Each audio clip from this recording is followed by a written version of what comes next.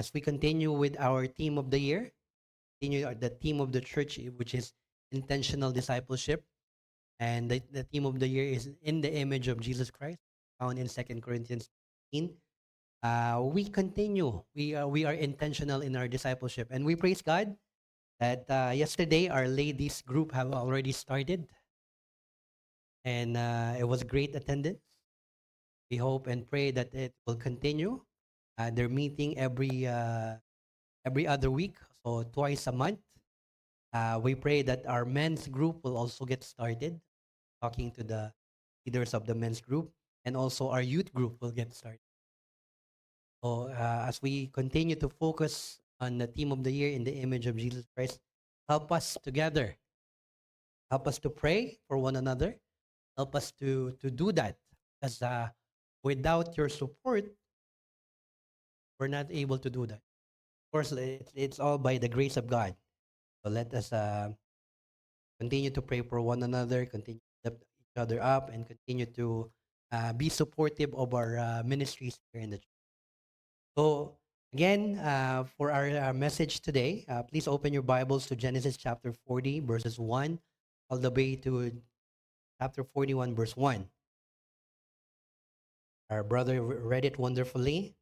And today we continue with our series of messages in the life of Joseph. And today's message is entitled, People Forget, but God Does Not Forsake. People forget, but God does not forsake.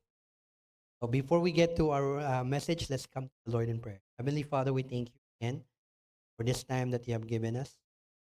Pray, Lord, that as we look into your word, you will open our hearts and our minds. Word and truth, help us to not only hearers of your word, but do. In Jesus' name we pray. Amen. So our text finds Joseph in the midst of a great trial of faith. Why did I say that? He has been mistreated, misrepresented, right? Falsely accused and imprisoned. In the midst of it all, Joseph remained patient and kept his testimony intact. He did not see himself as the victim, but as a victor waiting for his liberty. So a brief glimpse at Joseph's life reveals the trials that he was called upon to endure. The first, he was treated unfairly by his own brothers and sold into. He became a slave in a foreign land. He was falsely accused of attempted rape and then prison, right? Through it all, however, he refused to. The great thing about him, he refused to be a victim. Joseph knew what the writer of Genesis records for us in Genesis 39:21 to 23. That's here, the Lord was with Joseph. That's experience, right? That truth alone made the prison experience for him bearable. So I want to join Joseph in his prison life today. His experiences his experiences have some much needed lessons for the people of God, for us today. So this passage finds Joseph shut up, shut down, and shut off, right? But still serving the Lord. Can you do that in your life? Being shut up, shut down, and shut off? So this passage finds Joseph in a prison of pain and suffering. In that prison, he was forgotten by many, but Joseph was not forsaken by. A lot of people can forget, but the Lord does not forsake. But the path of life leads us into prison situations from time to time. Situations, not in prison itself, right? We are all faced with hardships. We are all faced with trials. And that is the way of life. In John 16:33, it tells us this: These things I have spoken to you, that in me you may have peace. In the world you will have tribulation, but be of good cheer. I have overcome. It's an encouragement for us from the Lord Jesus Christ, telling us that in this world we'll have trials. In this world we will have tribulation. Sometimes we feel like we are shut up, shut down, and shut off too. And we feel that we are forgotten in the presence of life. Many times we are forgotten by those around us. Even though men may forget us in the presence of life. The Lord never forgets. And He refuses to forsake us while we are there. In Hebrews 13:5, it tells us, let your conduct be without covetousness. Be content with such things as you have. For He Himself has said, I will never leave you nor forsake you. Has God forsaken you? Has He forsaken you? Never. Right? He promised, I will never leave you nor forsake you. So let's join Joseph in prison and glean the lessons that are revealed in these verses. So let's study the subject people forget, but God does not. The first that we will see is Joseph's duties in prison in verses 1 to 4 of chapter 40. It came to pass after these things that the butler and the baker of the king of Egypt offended their lord, the king of Egypt. And Pharaoh was angry with his two officers, the chief butler and the chief baker. So he put them in custody in the house of the captain of the guard, in the prison, the place where Joseph was confined. And the captain of the guard charged Joseph with them, and he served them, so that they were in the custody for a while. So while Joseph waits in prison, he receives some company. Right? Two men formerly highly placed servants of Pharaoh. They are thrown in the prison with him. These two men are Pharaoh's butler and his baker. Right? The butler was Pharaoh's cupbearer. Right? So when anything that was to be eaten or drunk was to be brought before Pharaoh, the cupbearer would taste it first. Right? To make sure that it's safe for Pharaoh to eat or to drink. In other words, if anybody died from bad food or from poisoning, it would be the cupbearer. Right? It would be the first one who would experience such things, and the Pharaoh would be sick. So these cupbearers, by the nature of their jobs, were very close to the rulers. Right? They were so close that they had conversations, and sometimes cupbearers are privy to royal secrets. Right? They know they get information that nobody else would know. They were highly trusted servants. Right? Another picture of this is Nehemiah. In Nehemiah chapter 2, verse 1, where it says, and it came to pass in the month of Nisan in the 20th year of King Artaxerxes, when wine was before him, that I took the wine and gave it to the. So Nehemiah himself was a cupbearer, right? And that's what they do. You bring the cup, you bring the drink before Pharaoh. You make sure that all is safe for him, right? That's their job. So if anybody was to die first, it would be him, right? On the other hand, the chief baker would have been the highest of rank over Pharaoh's kitchen. He was responsible for cooking the food that Pharaoh ate. He too would have been a trusted servant in Pharaoh's household. How can you not trust the chef, right? Or the chief cook to make your food, right? So the chief baker was one of the most trusted ones. But apparently, there had been a problem with Pharaoh's food. And these men got into trouble. Have been cast out of their positions and found themselves locked up in prison. Maybe the Pharaoh had food poisoning at one point, right? So they were the two to blame. You tasted my food. What happened to you? How come you didn't get what I got? Right? And you're the one who made my food. So why did I get what I get? Right? So maybe there was food poisoning that happened, or maybe uh, Pharaoh had LBM, so he blamed the two. Right? When these men get to prison, they received preferential treatment. Right? They were treated like the celebrities of our day. They even had a servant assigned to minister to their needs. Imagine being sent to prison and then somebody's looking after you. You're like a celebrity. Yes, you might be in prison, but they treat you extra nice. Right? Somebody's looking after you. Somebody's making sure that you eat properly, right? That you're well So that's what's happening here. They were treated like the celebrities of our day. They even had a servant assigned to minister to their needs. Joseph is handpicked to be their servant while they were there.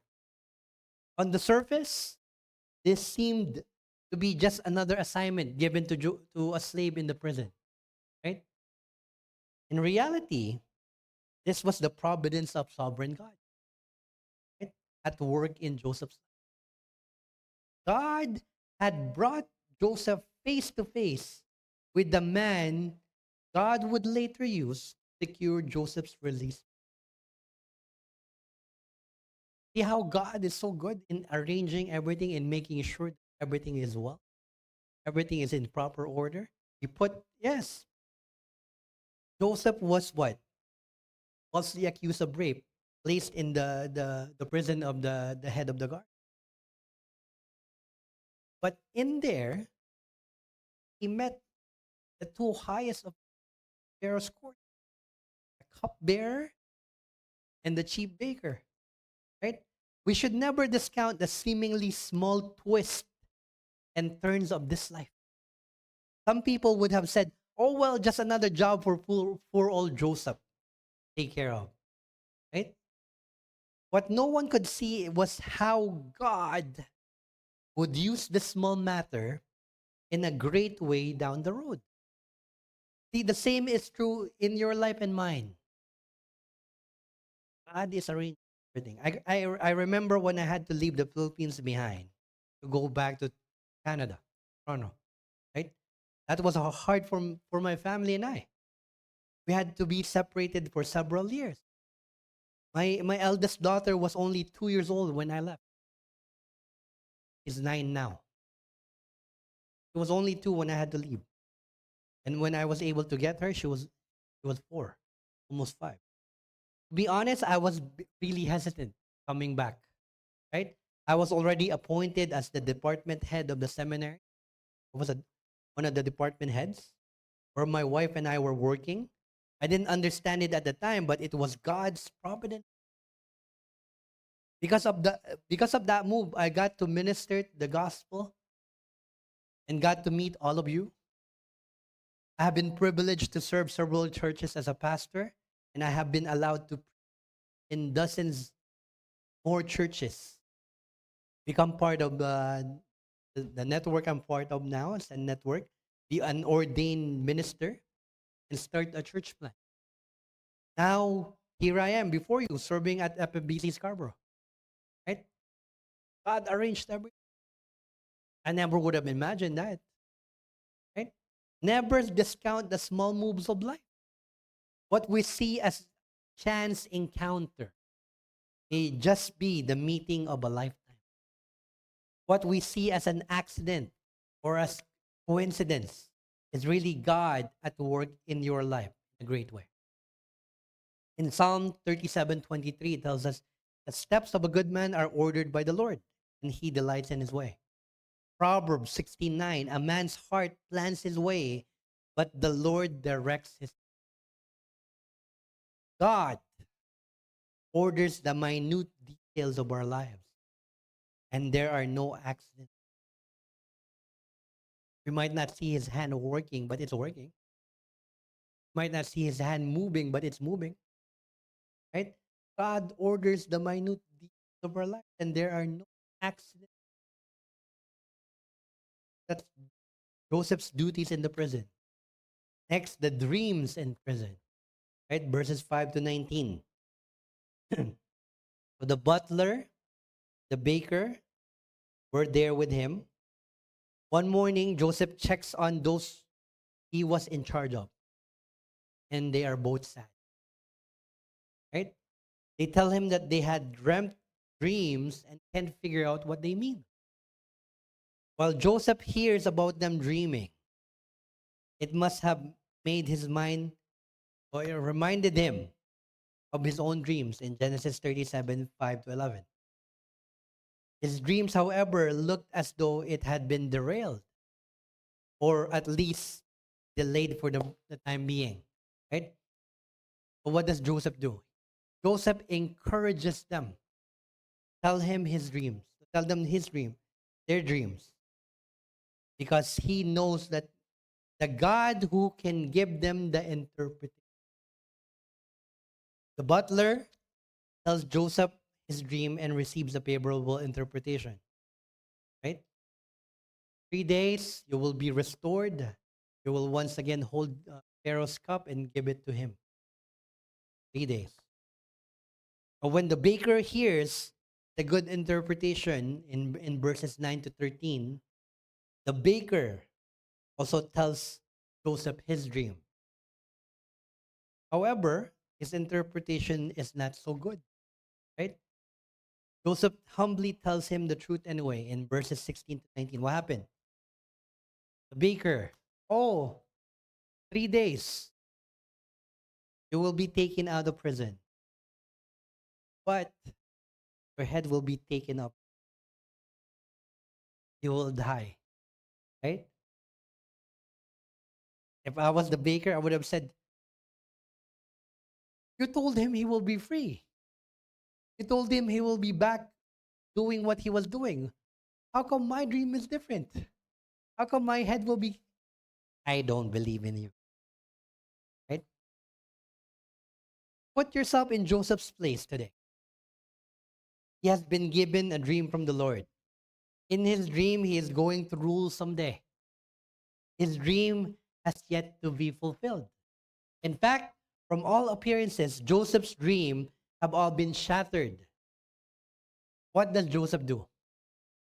If you were Joseph, what would you do? Does he get angry and give up on the Lord? Does he say, I'm finished with all this dreaming. Just leave me alone. Right? Even though Joseph finds himself in one of the waiting rooms of life, he does not lose his grip on his dreams or on the God who gave them to him. In fact, Joseph is actively looking for ways to glorify God while he waits in prison. What does he tell them? Right? Does not interpretation come from God? And he firmly believes.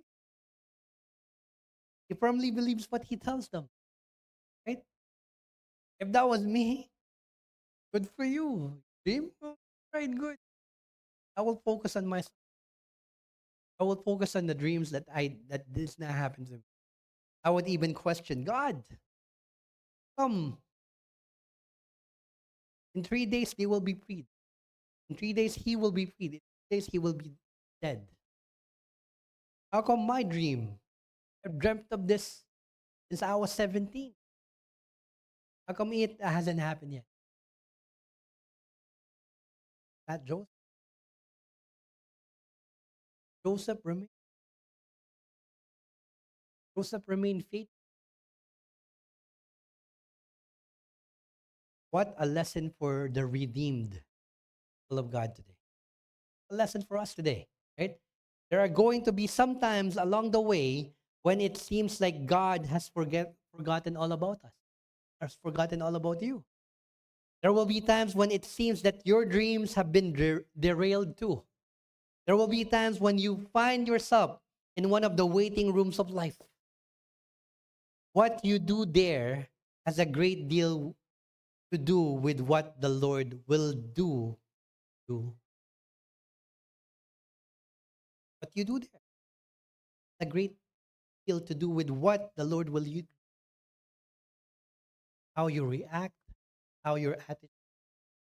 Right? Our, our duty in all the prisons of life is to actively seek ways to what? Glorify Him. We are reminded in 1 Corinthians 10:31. Therefore, whether you eat or drink or whatever you do all for the glory of God. Right? Our circumstances might be bad, but our God is perfect. Right? Things can be happen. Things can be wrong in our life. Things can be bad. Things could um, happening in a way that we don't agree with. Situation might our God. We need to learn how to glorify Him when the sun is shining and when the rain is falling. We need to look for ways to point others to Him, even though our hearts are breaking. If He is the God of the mountain, He is also the God of the valley, or He is God of.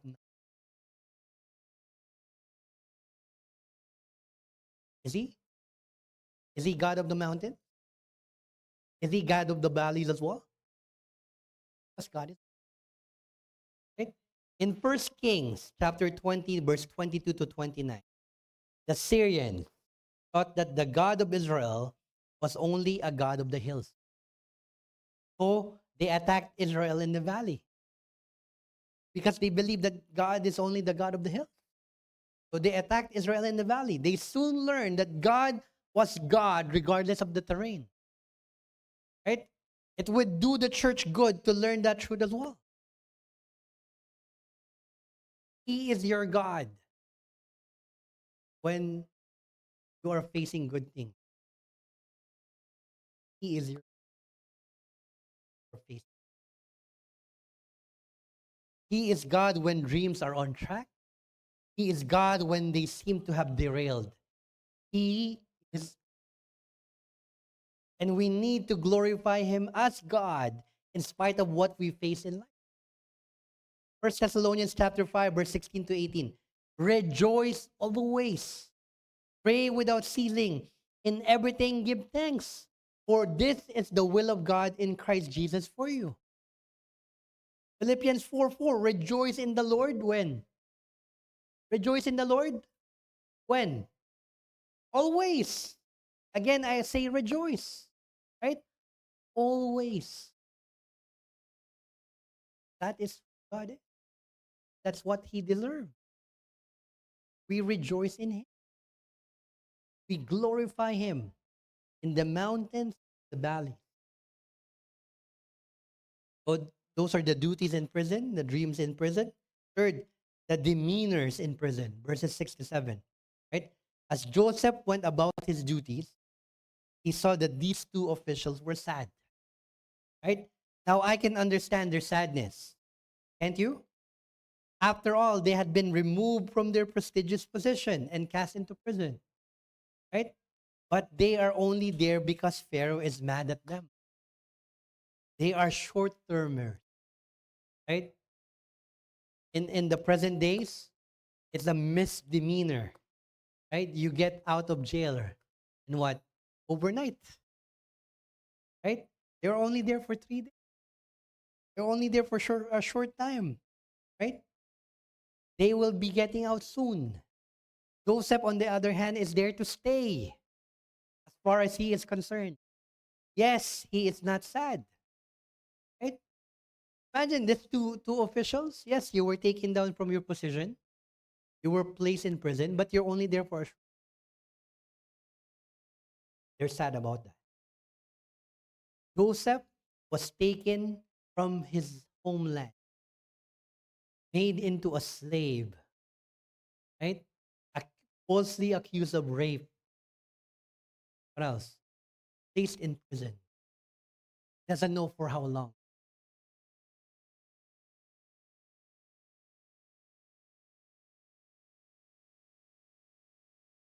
It's not sad. In fact, he is concerned about their attitude and how he reaches out to help them through their prison experience. See, what lesson is that for us? Right? Isn't it true that most of us can see no further than our own need? We were talking earlier about the heart of a true servant, right? But again, our nature, selfish. We only care about ourselves. See, that's one of the hardest things for me before I got married. Why is that so hard? I grew up here, Canada, right?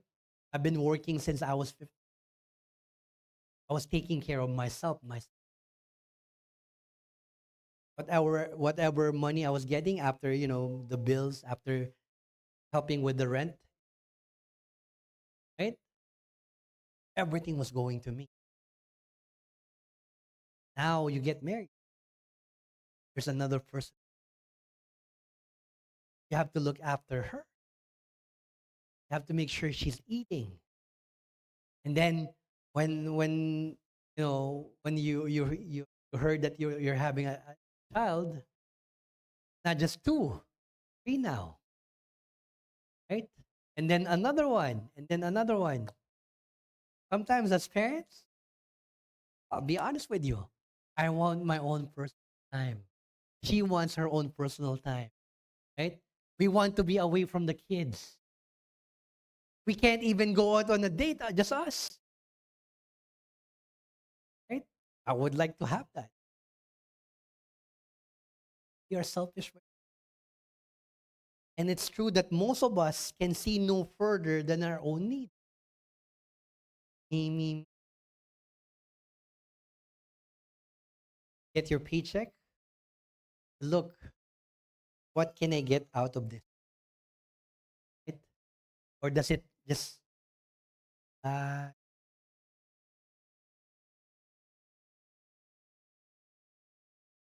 we can see no further than our own.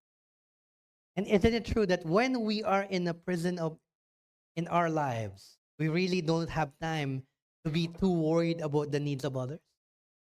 And we're facing trials, right? Not really too concerned about what others would need, right? Because all we can think about how badly we hurt, our own hurt. I'm telling you, it's hard to be.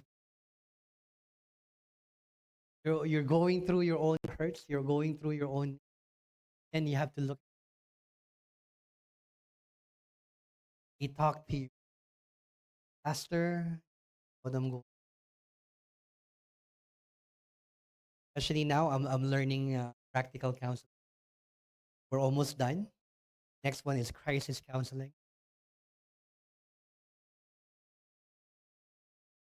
In counseling, there's times that you need to get out of yourself. Why? Because you are everybody's shock absorber. Right? You hear their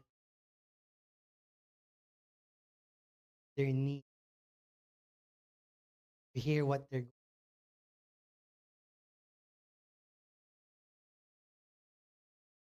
One fellow counselor told me, need to get out, go to a place to out, shout out everything you're trying to absorb, or else one day you will right? So isn't it true when we are in a prison of our lives, we're going through trials, tribulation, we really don't have time to be worried about the need because we all we can think about is how badly isn't it true that most of us are pretty self-centered when it comes to dealing with our own burdens? Did you know that an attitude like that is not what the Lord wants? He wants us to lose ourselves in the needs of others. Philippians 2:4 tells us that each of you look out not only for his own interest, but also the interest of others. That's why, as a church,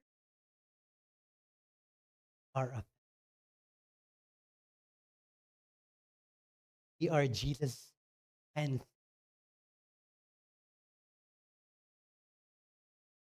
we need.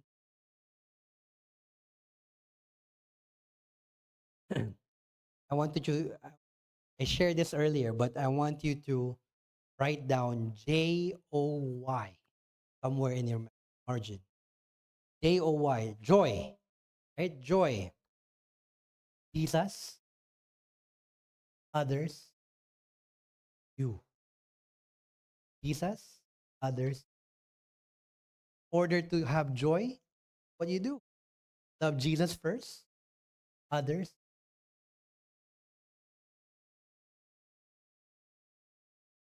Why? Because he wants us to look around for someone that we. Galatians 6:1 to 2 tells us, Brethren, if a man is overtaken in any trespass, you who are spiritual, restore such a one in a spirit of gentleness, considering yourself, lest you also be bear one another's burdens, and so fulfill the law of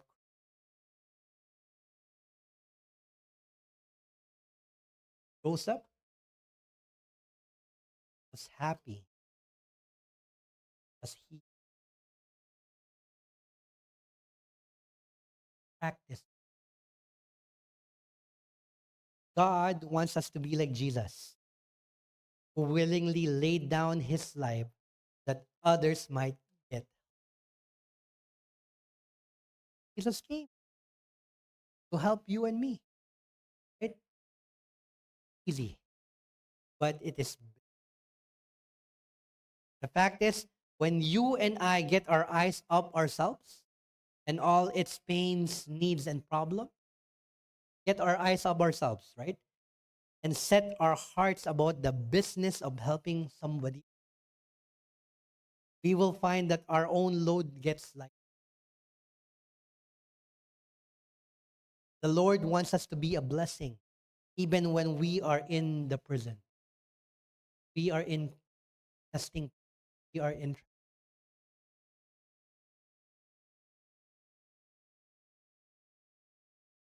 Why I encourage. Look at what you're going through. Sometimes you have passed that stage where you were being. God allowed you to go through that. Help somebody. God allowed you to experience that. That those who are experiencing them at this moment, right? There's another lesson here that we don't want to miss. Joseph may be in prison. His dreams may seem to have been shattered. It may seem that he is in the prison to stay. Joseph still had joy. That's an amazing example. See, most people have no problem being joyous when they have no burden, right? Walking around smiling. Why? No burden, right? They're smiling. Their smile is from ear to ear. No burden, right? Most people can praise the Lord, laugh, smile, and be joyful when their needs is. But it takes someone filled with genuine faith to praise the Lord when the bottom falls out.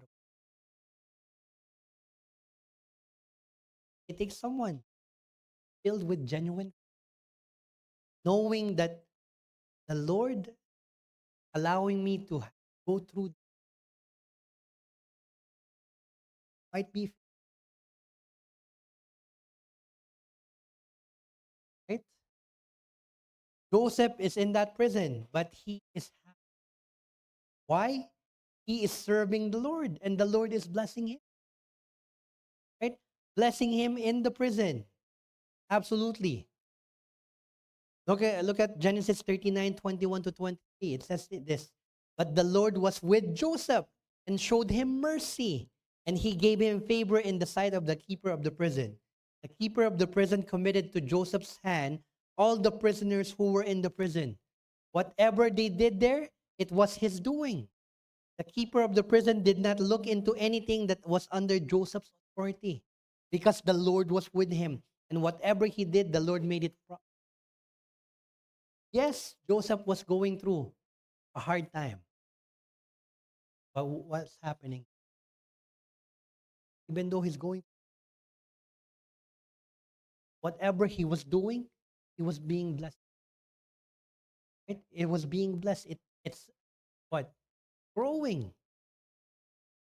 Anybody can praise the Lord and be filled with joy when everything is going their way. Right? Isn't it true?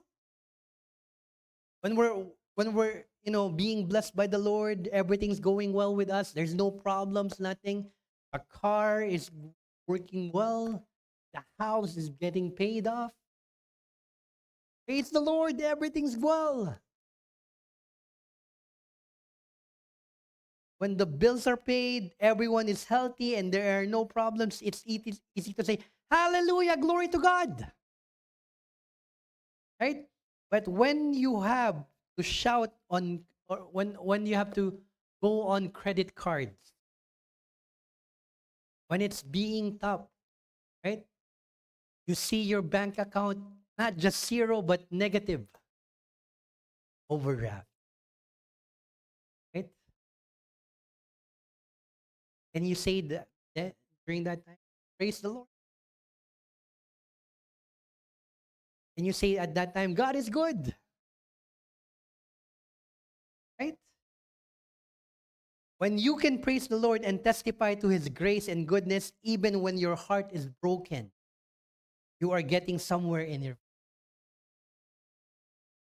When you can shout and bless his name in spite of, and in the midst of your pain and heartache, it glorifies.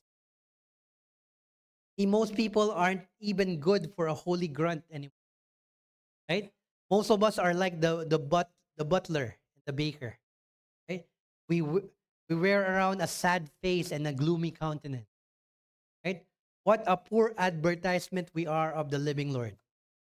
I'll tell you, right?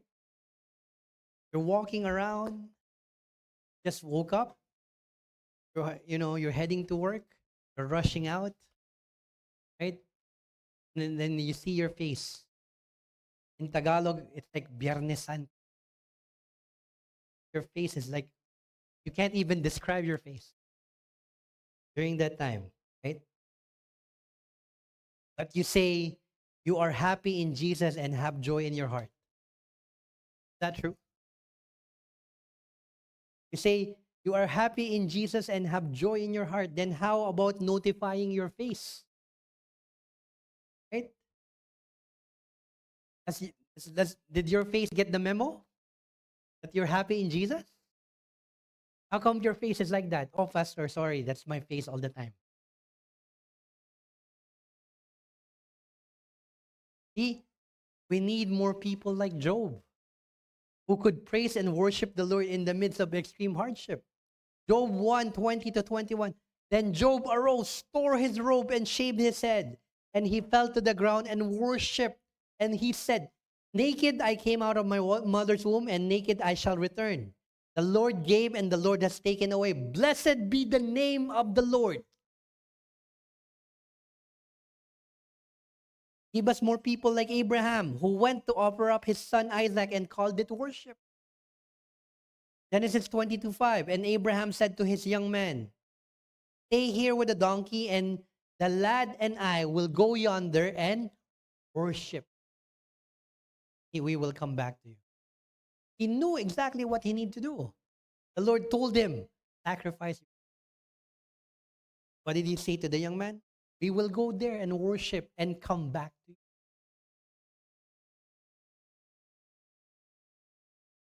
Give us more people who know that he is just as much God in the storm as he is in the sunny day.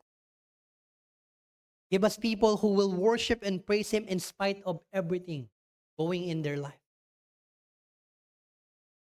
Charles Edison, son of Thomas Edison, gives us a glimpse of to his father's faith, right? In his book, The Electric Thomas Edison, right? Says, one December evening, the cry of fire echoed through the plant. Spontaneous combustion had broken out in the film room.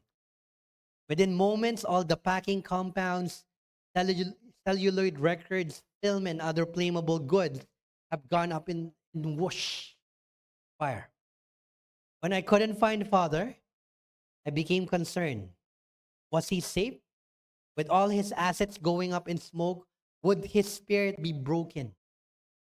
He was 67, no age to begin anew. Then I saw him in the plant yard running towards me. Said, Where's your mom? Where's mom? Go get her. Tell her to get her friends. They'll never see a fire like this again. Coming from Thomas Edison. At 5:30 the next morning, when the fire was barely under control, he called his employees together and announced, we are rebuilding. One man was told to lease all the machine shops in the area. Another man to obtain a wrecking crane from the Erie Railroad Company. Then, almost as an afterthought, he added, "Oh, by the way, anybody know where we can get some money?" Later on, he explained, "You can always make capital out of disaster. We've, we've just cleared out a bunch of old rubbish. We'll build much bigger and better on this." With that, he rolled up his coat for a pillow, curled up on the table, and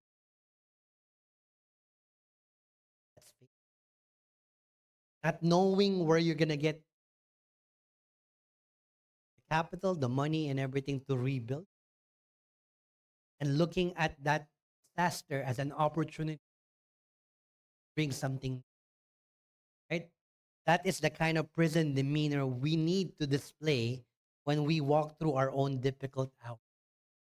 May God help us to learn that He is always God and always good, regardless of how we are treated by life. So, duties in prison, dreams in prison, demeanors in prison, and lastly, disappointment in prison. Disappointment. Verses 20 all the way to chapter 41, verse 1. See, the dreams of the butler and the baker were fulfilled, right? They were fulfilled, just as Joseph said they would be. The butler, after 3 days, was restored to his office, and the baker was executed. Now, Joseph had asked the butler to remember him when he was restored to his office in verses 14 to 15. But we are told the man forgot him. Verse 23. Surely this must have broken Joseph's heart. See, I can still imagine Joseph heading to his cell when the butler was released, thinking, I better pack up, right? That man will tell Pharaoh about me and about this miscarriage of justice, and I will be set free. Imagine, I'm using my sanctified imagination. That Joseph, after the cupbearer was released, was thinking to himself, I better make sure that I got my things together, right? Any moment now, he will tell Pharaoh, I will be taken out. I'm sure that every time the prison door opened, Joseph thought it was someone coming to set him free. But butler forgot. The butler forgot. Days turned into weeks, weeks turned into months, and months into 2 long years. Imagine 2 long years. Right? Genesis 41, verse 1. All the while, Joseph is still in prison, disappointed, but waiting on God to move in his. See, this prison disappointment served to teach Joseph two valuable lessons. Valuable lessons. They are lessons that we need to learn as well. For one, Joseph learned that he should never put confidence in man. He tried to get help from human sources, but it failed. The fact is, there is no real help in man. Our only help comes from the Lord, right? He may use people as his instruments, but behind the provision is the hand of Almighty God. In Psalm 121, verses 1 to 8, it tells us this. I will lift my eyes to the hills. From whence comes my help? My help comes from the Lord, who made heaven and earth. He will not allow your foot to be moved. He who keeps you will not slumber. Behold, he who keeps Israel shall neither slumber nor sleep. The Lord is your keeper. The Lord is your shade at your right hand, and the sun shall not strike you by day, nor the moon by night. The Lord shall preserve you from all evil. He shall preserve your soul. The Lord shall preserve you, your going out and your coming in, from this time forth and even forevermore. Praise the Lord. We trust in man. How many times have we been disappointed?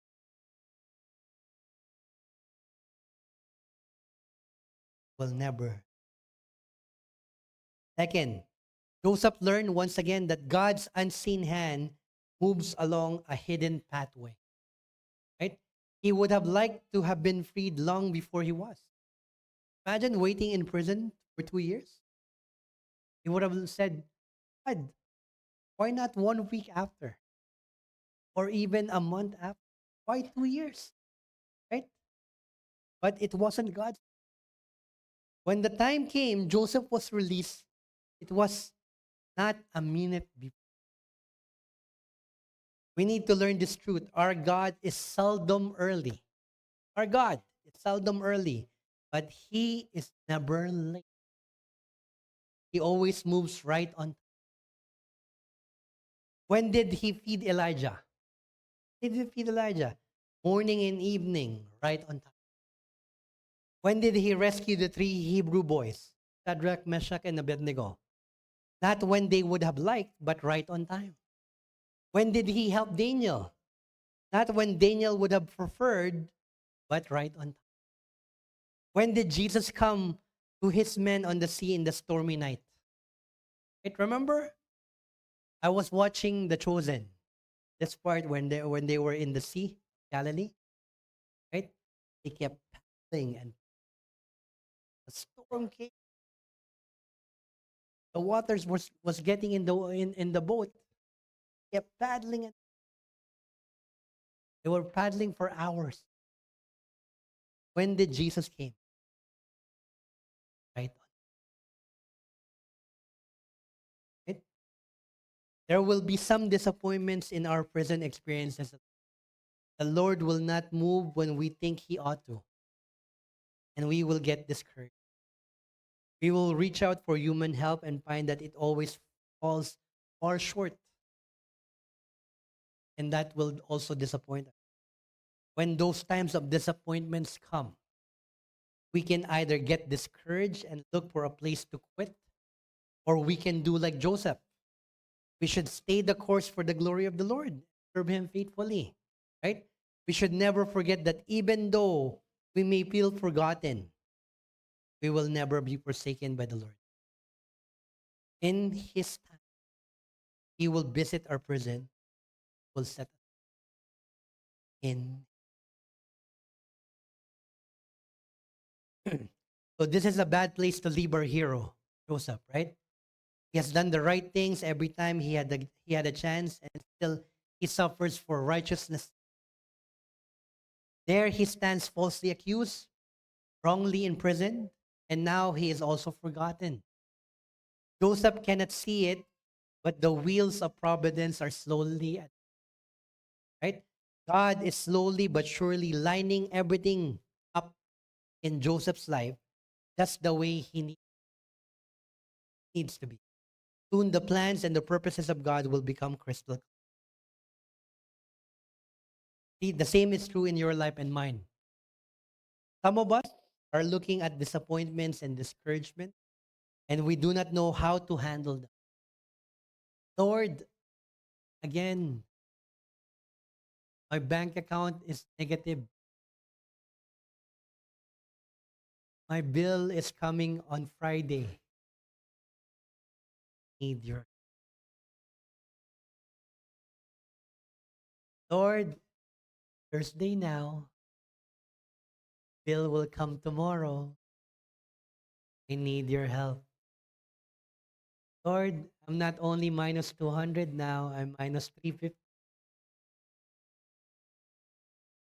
Right? The best thing we can do, bring them to learn to leave them in His capable hands and ask Him for the joy and grace we need to survive and thrive in the presence of life. There is help for us in the Lord. We might feel forgotten, but I hope and pray we know that we will never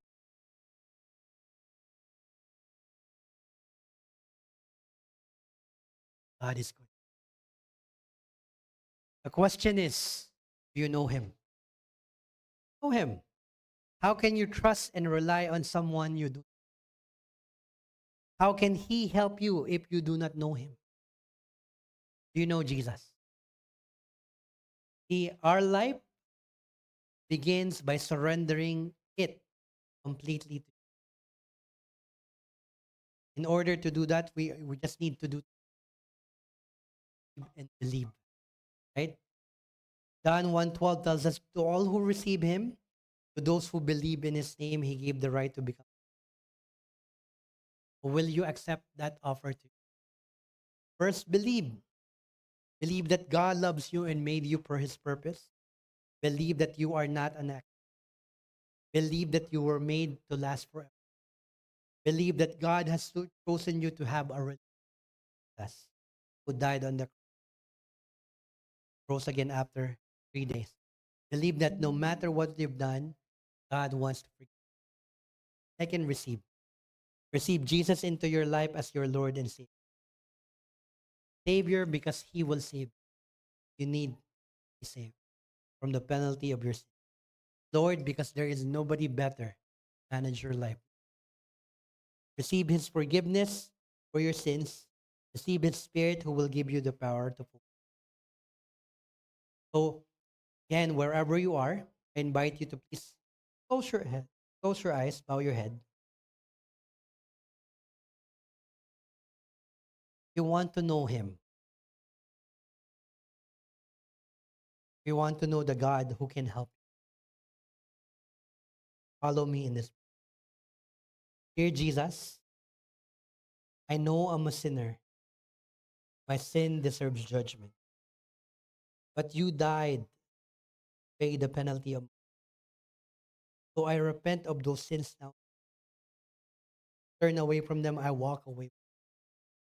I ask you to forgive me. Come into my life. Make me a new person. Thank you for saving me, Jesus. Help me to live for you.